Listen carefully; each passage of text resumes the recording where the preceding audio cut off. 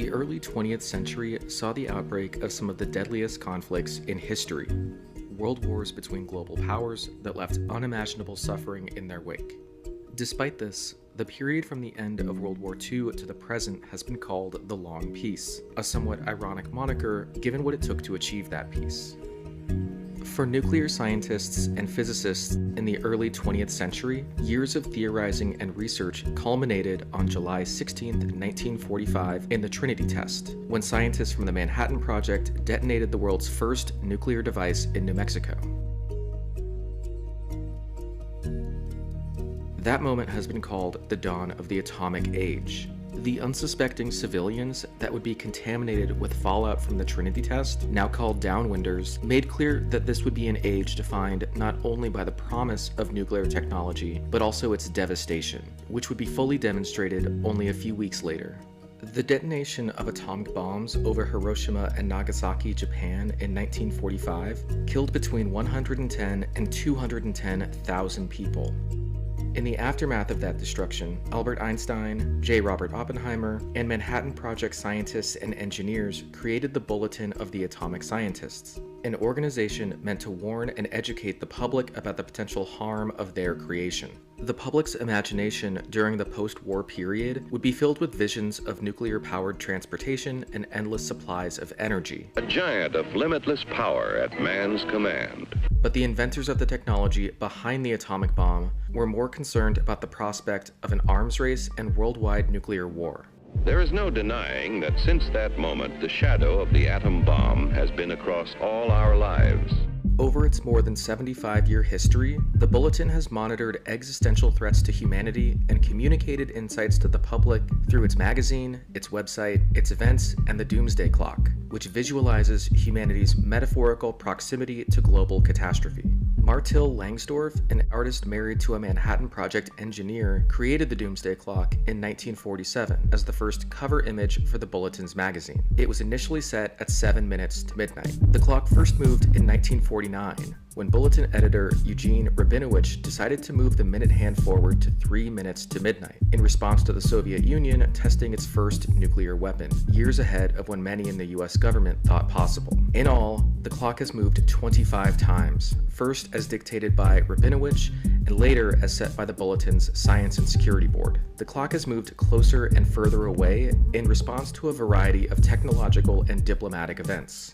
At the end of the Cold War and the signing of the Nuclear START Treaty, the Doomsday Clock moved the furthest from midnight it's ever been, 17 minutes to midnight, highlighting humanity's potential to prioritize peace and move back the clock. Today, the Doomsday Clock represents the judgment of leading science and security experts about the threat to human existence with a focus on man-made threats, nuclear risk, climate change, and new disruptive technologies like artificial intelligence and new biotechnology. The clock is watched closely by scientists and policymakers, but it has also been a prominent feature in pop culture since its emergence. It has been a thematic device in feature films like Doctor Strangelove, the Jurassic World series, and Justice League. It's been described in popular songs by artists like The Who, Smashing Pumpkins, and Bright Eyes. It's been a motif of video games like Rise of Nations, books like The Imposter, the fantasy novel Wielding a Red Sword, and comic books like Watchmen. Throughout its history, the Doomsday Clock has helped focus global attention on the gravest threats to the planet. More than 75 years since it was first introduced, the clock remains an enduring symbol of the promise and peril of humanity's technological prowess.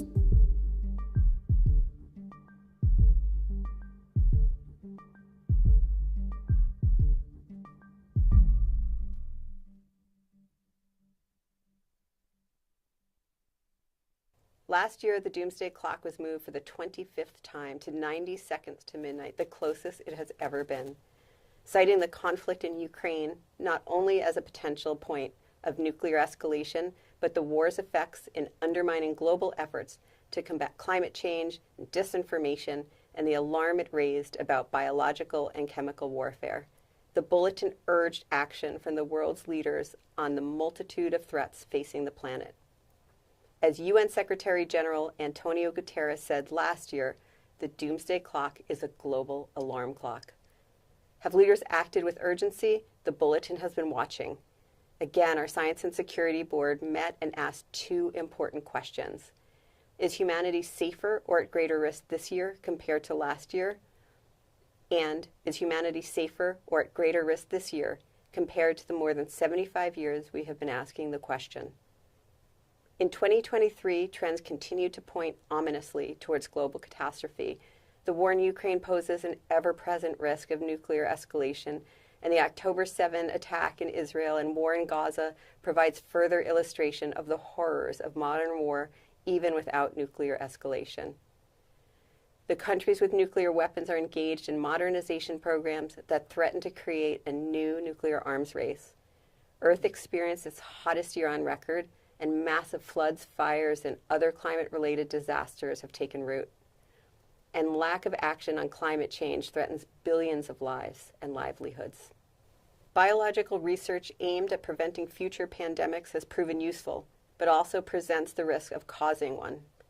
And recent advances in artificial intelligence raise a variety of questions about how to control a technology that could improve or threaten civilization in countless ways.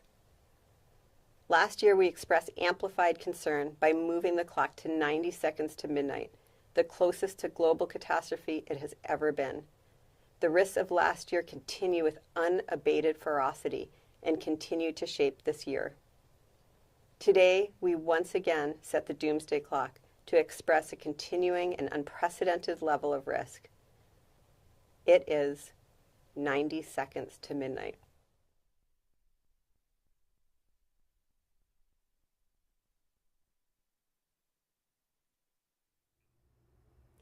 Hello, I'm Rachel Bronson, President and CEO of the Bulletin of the Atomic Scientists.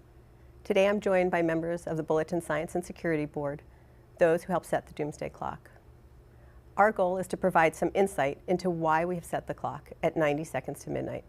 And if you'd like to know more, we've released a statement today that goes into greater depth and can be found at our website at thebulletin.org.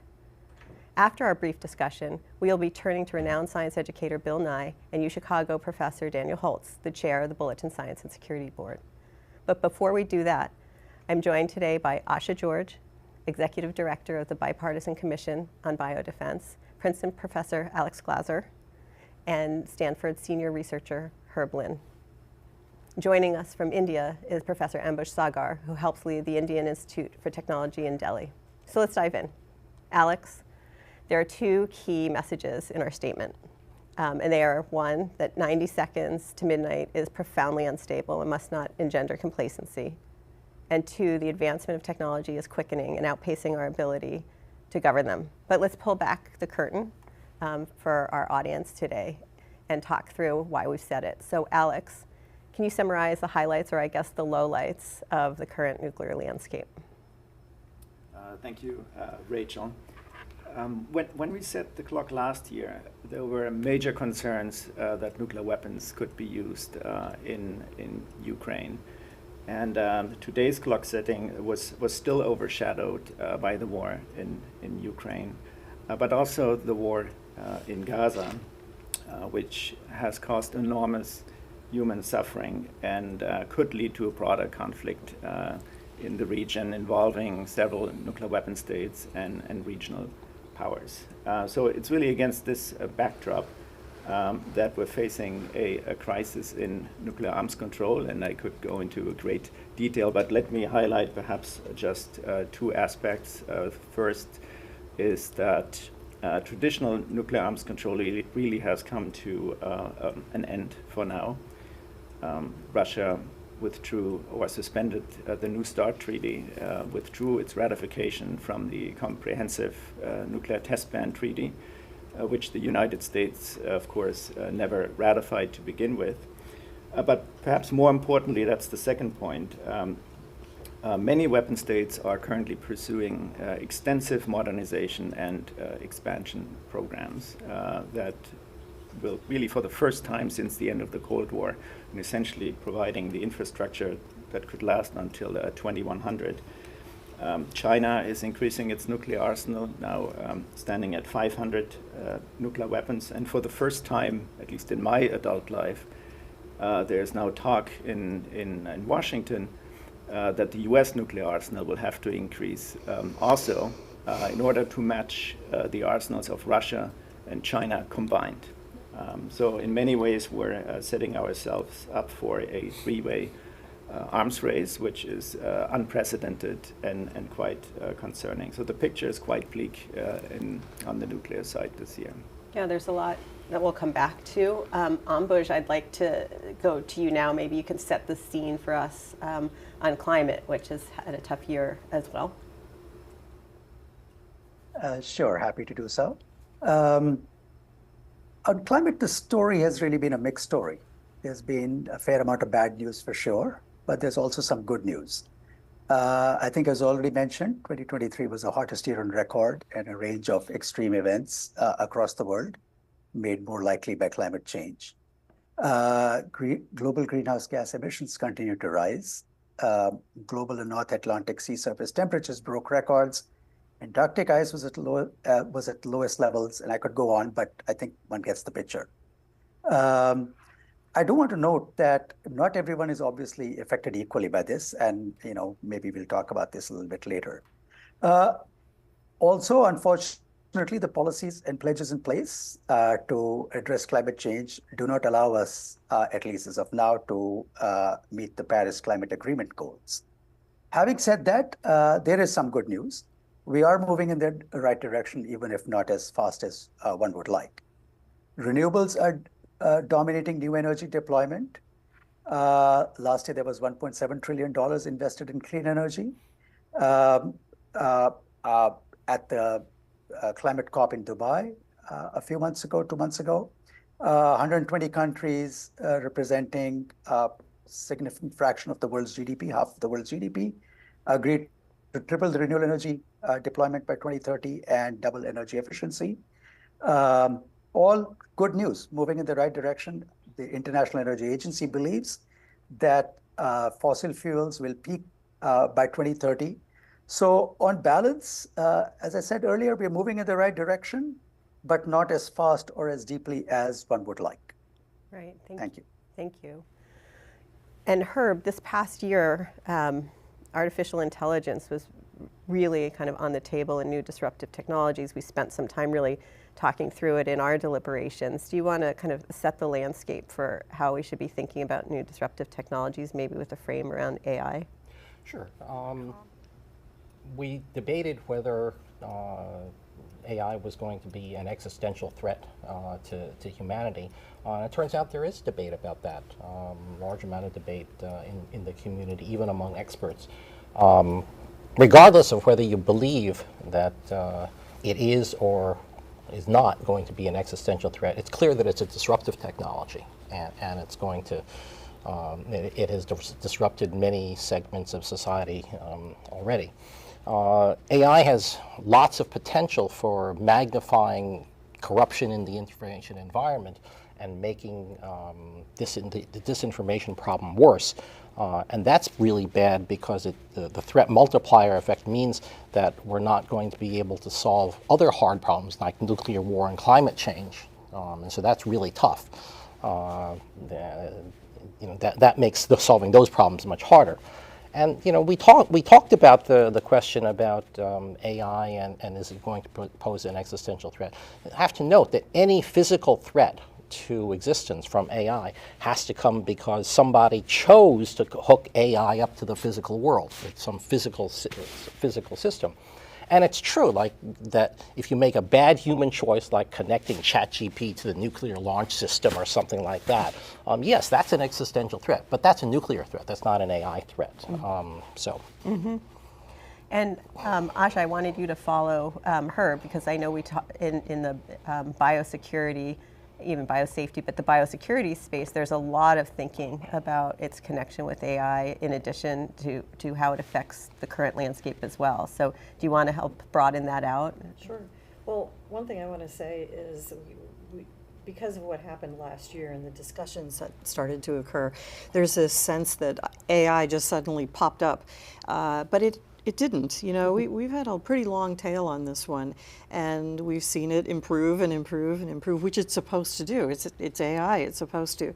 But last year we heard more discussion about AI and its application in terms of genetic engineering, but also in terms of developing biological weapons, posing questions that would allow a person without a whole lot of technical expertise to obtain biological agents, put together a biological weapon, and and so forth. And there are also the applications to facilities. As Herb said, you can hook GPT up to something and make those two systems work together. Now suddenly you can access a facility or figure out how a facility works too, and that has pretty big implications for laboratory biosafety and biosecurity. So one of the things at the bulletin that we spend a lot of time thinking about is not only the advancement of the technology, but how it's governed, right? That technologies have huge potentials, but also huge risk. And if we can manage those risks, we can benefit from its potentials. There's actually been some pretty interesting governance efforts. Herb, I'm going to come back to you, particularly that's worth noting. Again, probably not fast enough, but in the AI space that would have been surprising to us a year ago. Well, it's true. Many nations have recognized some need to govern AI in some sense, in the broad sense of the term, and this, of course, that's what you're talking about. That some nations, many nations, do recognize that need.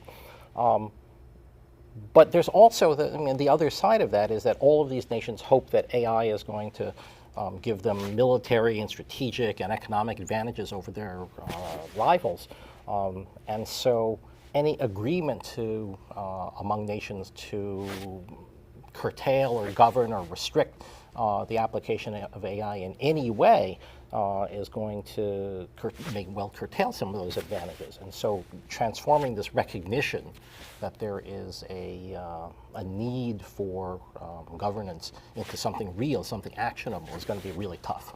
Yeah, and you're seeing that, Ash, in the biospace too, kind of attention to it, but not nearly fast enough. Not nearly fast enough, but also there is this tension between advancement and using this tool to help with the safety and help with the research efforts that have to go on, and maybe get ahead of some of these things. There's that on the one side, and then on the other side there's all this horrible, terrible stuff. So governance can't just handle the one negative piece. It has to take into account the other side. And there's this whole thing about economic and other competitiveness with the world's bioeconomy right now. You cannot just up and tell a country or countries, hey, you can't use this. They have to think about the economic implications for themselves. To say that we're going to cut off a tool like this entirely isn't realistic, and so it poses another challenge to governance. How do you govern when you have a situation like this? Ambush, I'm going to pull you in here because I think in terms of governance, you were mentioning COP and the instruments we have around climate, but also I know this point on who it affects and how is something you think about quite often on the equity side of it. So I wonder if this might be a good point for you to jump in. Sure. The climate problem is an interesting one because it really is a global problem. It affects everyone, and everyone actually has some effect on climate change through their emissions. So it's one of these issues that really does require global governance. For example, the COP, as I mentioned earlier, which is the Conference of the Parties to the Framework Convention on Climate Change, to which all governments are signatories, is really a kind of an annual stock taking, but also effort to try to move the needle forward jointly. Having said that, the point that you made is very important, right? That every country really thinks about climate change differently and experiences climate change differently. Asha just mentioned issues about competitiveness, right? In the climate area, there's a kind of a tension between competitiveness desires by countries to be leaders in these new green technologies that actually, in a sense, is at odds with cooperation in some way. So we have this tension there, and then, of course, because the magnitude and the nature of the climate threat varies drastically across countries. It depends on local manifestations of the climate change. It depends on local social and economic circumstances and capacity. And therefore, we have this situation where different countries are experiencing the problems differently, and different countries have different kinds of capabilities to engage with the problem. And this is playing out in this global arena where we have to work together, but there are also these different national interests. So it is a challenge, but we are moving forward, again, slowly and not as quickly as we would like, but still moving forward. Yeah, I think there's some real similarities when we think of how everybody's affected different. It certainly comes up in the biospace. But Alex, when it comes to global governance, in your opening remarks, it's kind of a despairing time in kind of the nuclear conversations. What are you seeing on the global governance landscape? Because it is so extraordinarily important that we do have some engagement between the nuclear powers in particular. Well, I would remind us that the 2010s were actually the first decade since the end of World War II that hasn't seen a new nuclear weapon state, which was quite remarkable, given where we are today. And a lot of credit goes to the Nuclear Non-Proliferation Treaty and the nuclear taboo that has evolved with it. But the treaty, the Nuclear Non-Proliferation Treaty, is in a crisis, in a deep crisis. We haven't seen a lot of progress with regard to nuclear disarmament, and we mentioned already efforts to re-modernize and expand arsenals. So the one highlight that I would mention here is really the Treaty on the Prohibition of Nuclear Weapons, the TPNW, which outright bans the possession and the use of nuclear weapons. It actually even bans the threat of use of nuclear weapons. It currently has 70 states parties. Of course, it's not supported by the nuclear weapon states and their allies. Of course, actually they oppose it very much so. But speaking only for myself here, in my view, the treaty does offer a new perspective on important nuclear issues for many countries and their citizens. And I think, looking forward, it may not be likely, but I think it's still quite possible that the treaty will gain new momentum in the next couple of years, especially perhaps in Europe, when the war in Ukraine has been resolved and a sustainable peace agreement has been found, and the countries reevaluate their positions and policies toward nuclear weapons, perhaps especially in Europe. So a question at the bulletin we always get is, well, what can individuals do? What can people do? How to get engaged? And it's very difficult because these are huge global issues. And just a couple years ago when we had Hank Green on, he said, no one individual can solve all these problems, but we can't solve any of them without individuals. So maybe very quickly in our last few minutes before we move over to Daniel Holtz and Bill Nye, Alex, I'm going to come to you. Why don't you start us on, is the TPNW a place that people can get engaged, or is there other ways that people can try to keep pressure on their leaders to create a safer future for us? Well, you mentioned the TPNW. Let me just, perhaps if I had one point, I would say 2024 is an election year in many countries around the planet. Voting matters, and of course there are presidential elections in this country, and all U.S. elections raise the issue of the immense power vested in U.S. presidents, who have the sole authority to order the use of these weapons, and they can do so within minutes. This has always been, in our view, a very dangerous arrangement. And now I firmly believe that the risks of blundering into a nuclear war, given that we can launch them so quickly, are much, much higher than the risks of a surprise nuclear attack, a bolt out of the blue. So I firmly believe, and many on the board do so as well, that we need changes in these postures, launch on warning, first use, etc. And we hope that these conversations could at least be part of the conversations that we're going to have around the U.S. elections later this year. And then Herb, thank you, Alex. Herb, to you, with so much of this in the private sector, presumably on a lot of this tech, there are there's other avenues for individuals to help make a difference? Well, I think that the fact that the private sector holds so much influence and power over the deployment of these technologies, AI, for example, space technologies, for example, they have a huge amount of influence. And I think that the first thing people ought to do is to understand that these private sector actors don't necessarily act in the national or international interest. They act to serve their own goals, the goals of profit, the goals of their CEO or what have you. And I would urge people to think about how one can govern private sector actors, especially in democracies, which is not an easy task. Asha, I think that you struggle with that as well, or think about that, but what about in the biospace in terms of if individuals are watching, how can they pay attention to this, how can they get engaged?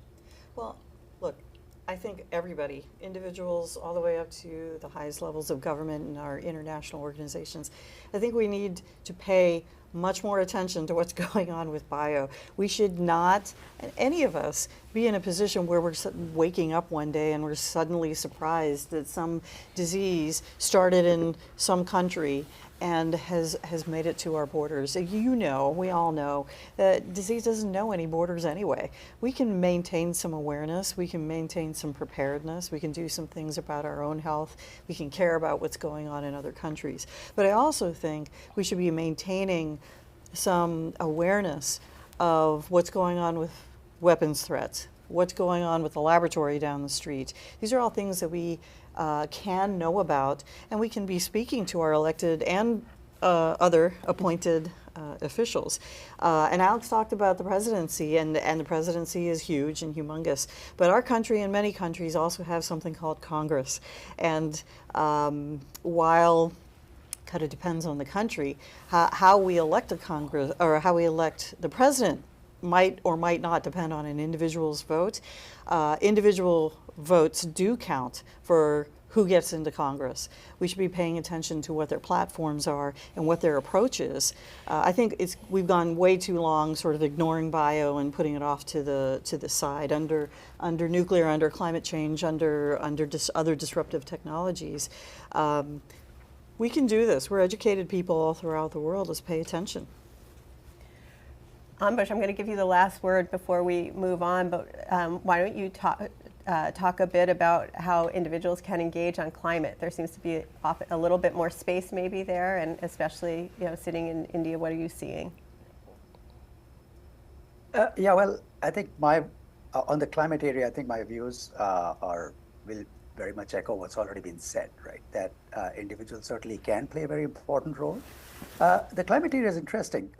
Some of the earlier questions or issues in the climate area were around whether climate change was indeed happening and whether human activity was responsible for it. That was an issue that was settled in the scientific domain. And in many cases, in the social and political domains, although as we know, not fully. There still is efforts to, and actually concerted efforts to have disinformation around climate change to even question issues that have been settled scientifically. So I think that's the first area where individuals can play a role, is to make sure that there is increasing societal consensus around the science of climate change. The second part is, now that we know climate change is real and humans are responsible, why aren't we doing enough about that? And that really has to be an issue that has to be taken on board first and foremost by governments, because the nature of the problem is such that governments really have to lead from the front. And I think, again, as was also mentioned earlier, that this is where individuals can really play a role in pushing for greater policies and political action in this space. I want to mention two particular points here. One is that a lot of the focus in the climate area, in terms of action on climate change, focuses on mitigation, which is reducing greenhouse gas emissions that are driving climate change.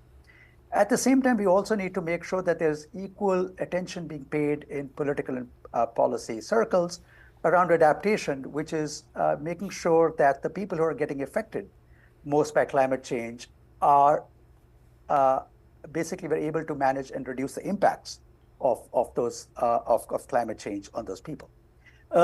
Secondly, I think the point I want to make is that while it's true that this is, as I mentioned earlier, it's a global problem and everybody's should be engaged in the problem, it's not a problem that has been caused by everybody equally.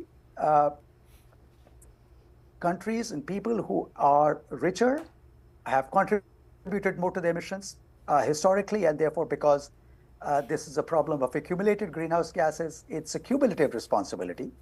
But also, and perhaps more importantly, not everybody has equal capacity and resources to engage with the problem. So while it is truly a problem where everybody has to engage, individuals and countries, we also have to understand that the leadership for engaging with the problem cannot be equal. Those with the greatest privilege, the greatest resources, the greatest financial and technical resources really have to take the lead in that. And I think individuals across the world have to make sure that their political leaders really understand this reality, and therefore push for climate action, but push it in a way that's fair and equitable and just. I know we went pretty quickly through some of the changing nuclear realities, and I just want to give you a little bit more time to maybe talk through a little bit on the landscape. We've been hearing about North Korea and things that are happening there. We still continue to watch developments in Iran. Is there anything that maybe we can add in?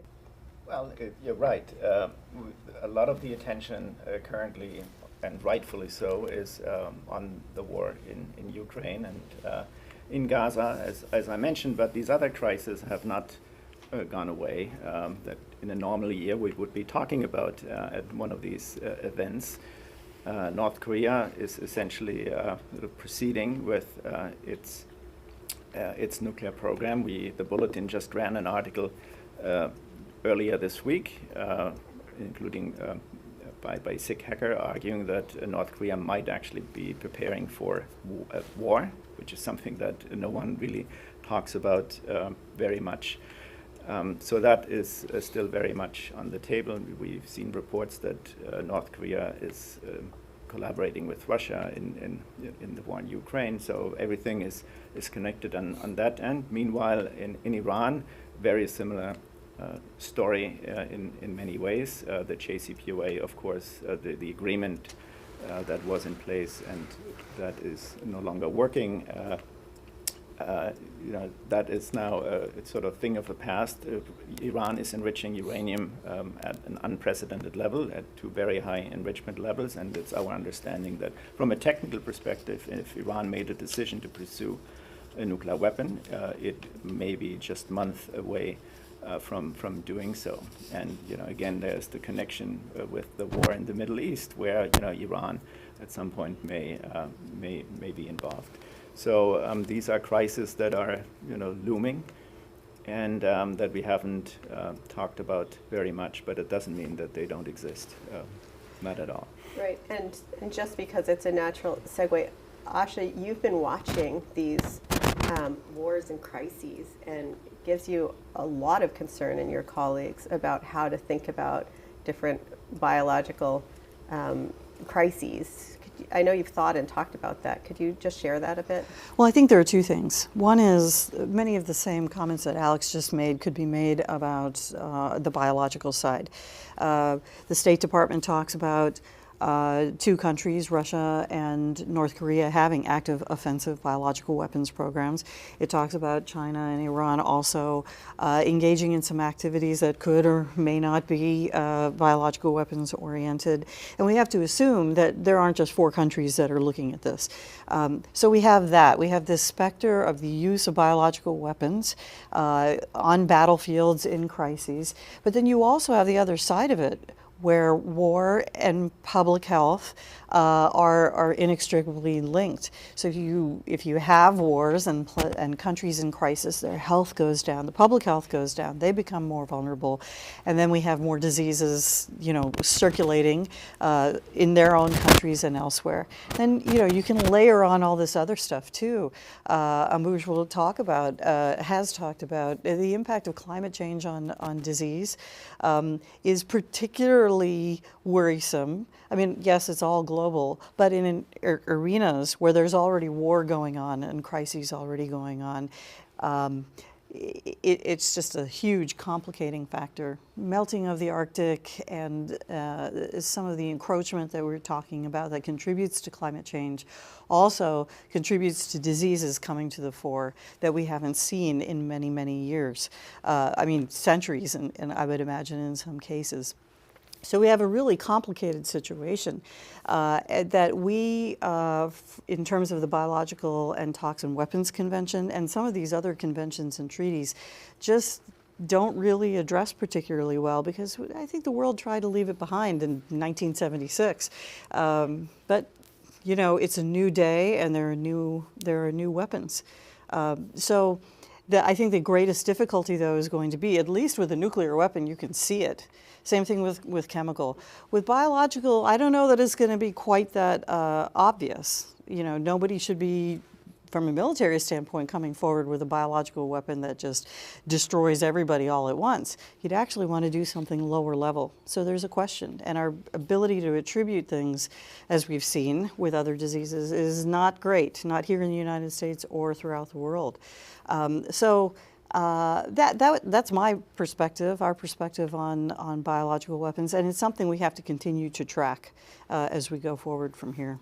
And just because you mentioned attribution, Herb, I know you're one of the loudest voices in our room as we're talking through this about mis and disinformation and our ability, I mean, as attribution and some of these issues become so much more important, the inability to know where to turn, who to look for authoritative information. That's something you've been thinking a lot about, and what that actually means for our ability to solve problems. You want to talk a little bit about in the kind of advancement of those technologies? Well, so artificial intelligence gives you, for example, the idea that you can create deep fakes of images and videos and audio and even text that sounds authentic but isn't. And these deep fakes can be deployed to influence opinion and polarize opinion further and so on. Today it is possible to, I mean, first of all, there are no technological solutions to that. For every deep fake that comes along, yes, you could probably develop a way of, especially with audio and video, you could probably develop a way of detecting that it was fake, but a technological way, but there'll be this interval where you won't have that way of doing it, and so at that point the fakers are going to win. Okay, and then there's going to be another round of that. But the worst problem is often nobody cares about whether or not it's fake at all, and they just take the information because this is friendly to me, it supports my position, and I'll just believe it, and I let it influence my emotions and so on. So what you have to do is you have to learn to care where it's coming from. You have to care whether or not this is really true. And by doing some research and so on, you can find out whether it's checking other sources and so on. But of course, the problem with that is that you have to check sources that you might not otherwise trust. You might have to check, a mainstream media source for that rather than some fringe source. So you have to want to do that, and that's really the biggest problem. So if people want to be able to defend themselves against this stuff, first they have to care. If you want to do it, then there are many ways of helping yourself out. But the first, most important thing is that you have to care. Well, on that, we're going to take a short break, and we'll be back momentarily with Daniel Holtz and Bill Nye. Thank you to our guests today, and hold on shortly, and we'll be back to you in a moment. Thank you.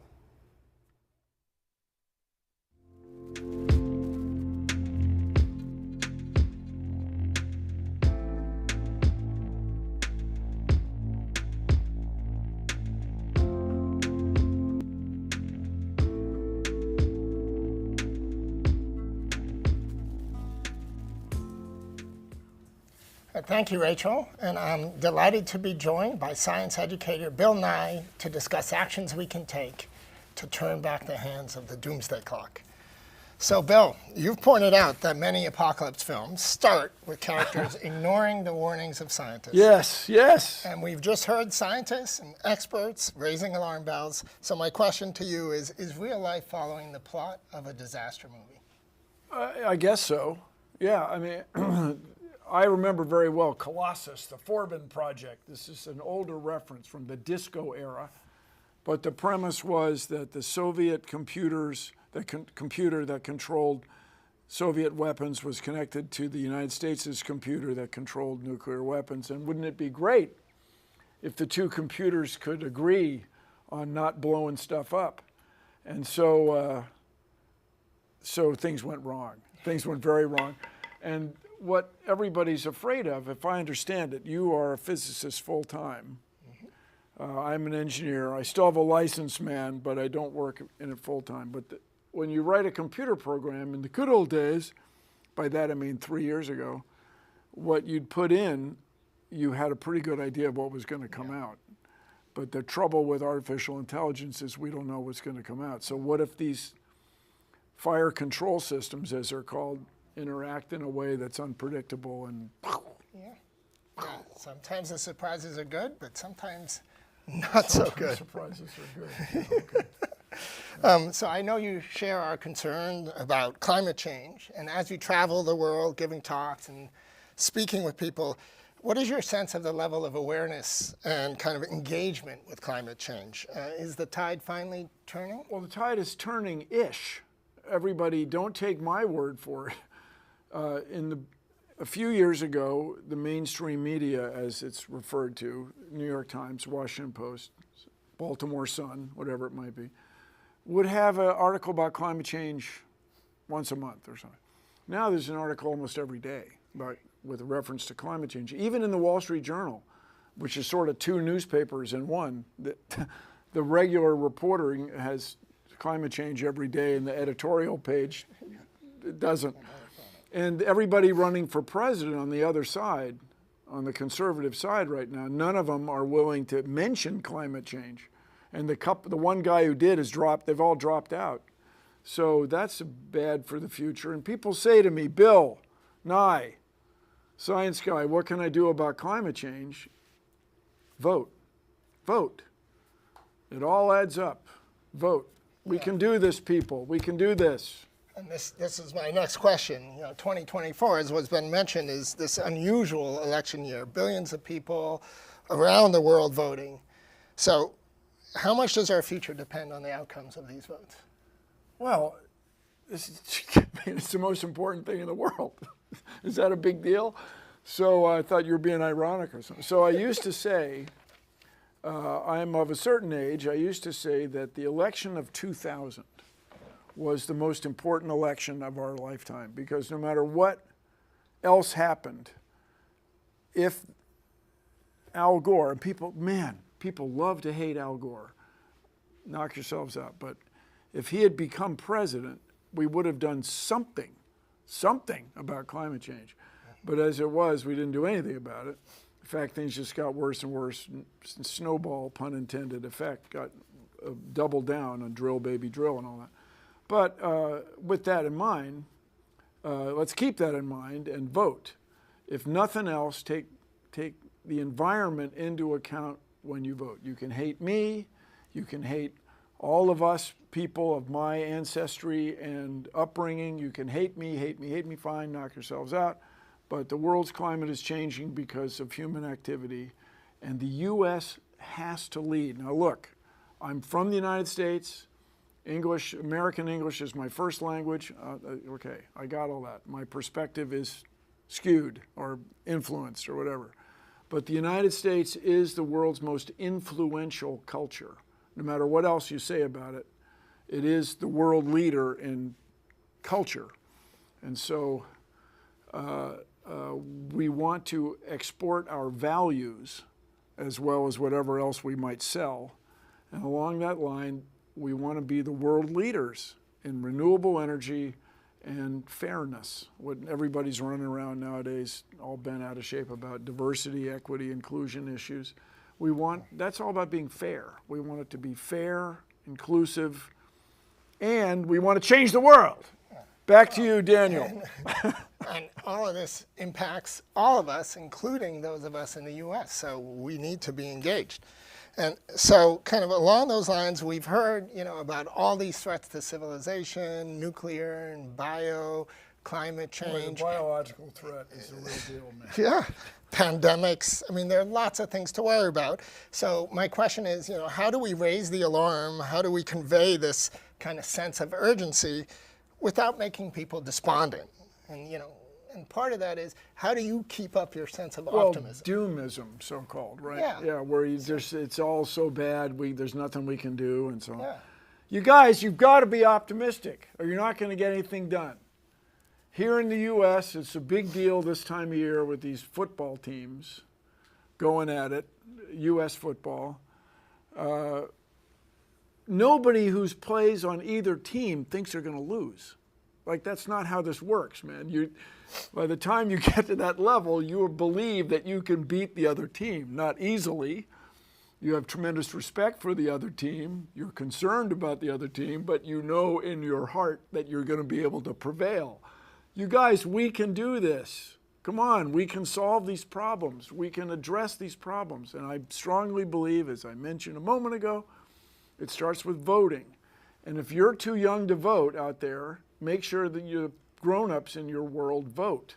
And just please take the environment into account. The environment includes climate change, human-induced, all this carbon dioxide and methane into the atmosphere, biological threats, and this accidental incorporation of all these crazy weapons, which just happened with people disagreeing for a few decades. Yeah, so vote, talk to your friends, talk to your family. The other thing we could do, Daniel, he started it, don't come running to me. The other thing we could do about climate change and biological threats and so on is talk about it. If we were talking about it the way we talk about all these other important issues, crime, football games, we would be doing something about it. And so when I look at the atomic scientist clock, that is a conversation piece, literally, right? This thing, this minute hand is set up to get people talking about these big issues. Right. Yeah. So thank you. And the idea, 90 seconds to midnight, the idea is it's a conversation starter. Like, this is meant to prod people to So it used to be 10 minutes or something, right? With 17 minutes. 17 minutes at the end of the Cold War. The end of the Cold War. The Cold War is still going on. Yeah. Everybody, okay, you hate me. You hate people of my background and ancestry. I got all that. You hate progressives. I got all that. But the thing in Ukraine is just the extended dance mix of World War II. I mean, it's still going on. Yeah, it's not something you can fool with, people. Now with nuclear weapons. Yes, now with nuclear weapons. And it's, not only Russia, but China, we're headed into a three-way arms race. It's really... It's a solvable problem. Nobody wants to shoot these things. Yeah. The idea was just to have them, yes, so that nobody would shoot them. But now with artificial intelligence, as I understand it, you could be shooting by accident. Who knows? Yeah. Who knows? All right, back to you. Yeah. So, along these lines, so let's get back to climate. In some ways, the solution to climate is very straightforward. We just need to stop burning fossil fuels. Whoa, what? That's it. You should have said something. I know. What are you going to do? Okay, Start there's some innovating details. with solar panels, wind, and distribution, maybe transmission that lines? might help. And, I understand everybody has this idea, swords into plowshares. We'll take nuclear material and make it into nuclear power plants. Nominally an okay idea, but our problems are political. Nobody wants, NIMBY, not in my backyard. Yeah. Well, there's also banana. Are you down with banana? I don't know that one. Build absolutely nothing anywhere near anything. And so I understand this sounds like a panacea. We just take this material, repurpose it. But it takes 15, 20 years to get a license for these things. It's just much harder. The political problems are, in a sense, more difficult than the technical ones.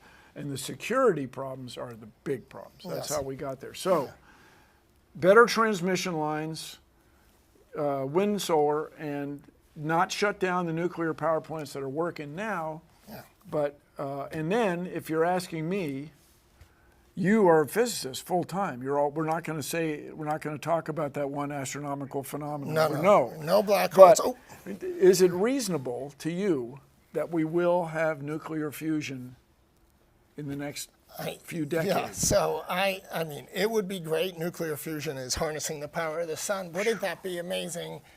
It's very technically challenging. But many people are working on it. They're closer than ever, right? We're closer than ever, but we're still decades away, even in the most optimistic scenarios. So it's not going to save us.